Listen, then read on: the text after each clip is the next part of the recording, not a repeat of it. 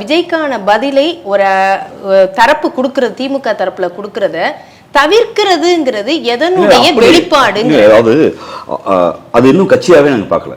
நான் தான் சொன்னேன். ஏன்னா நீங்க வந்து அண்ணன் செல்லூர் ராஜு பேசுகிற போது எங்க அமைச்சர் பதில் சொல்லிக்கிறாங்க. அண்ணன் ஜெயக்குமார் அண்ணன் பேசுகிற போது எங்க அமைச்சர்கள் பதில் சொல்றாங்க. பாஜக அக்கா வானதி அவர்கள் பேசுகிற போது நான் பதில் சொல்றோம். மரியாதைக்கு அண்ணாமலை அவர்கள் பேசுகிற போது பதில் சொல்றோம். ஏன்னா பொலிட்டிக்கல் பார்ட்டிங்க கேடர்ல இருந்து பேசுறாங்க.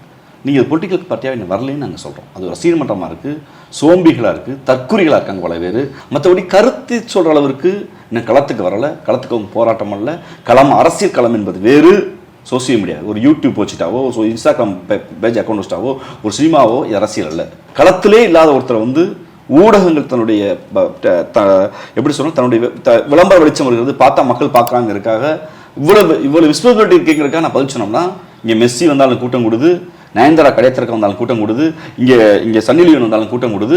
அதுக்கெல்லாம் பதில் சொன்னால் நாங்கள் கட்சி நடத்த முடியாது, நாங்கள் சினிமா கம்பெனி தான் நடத்த முடியும்.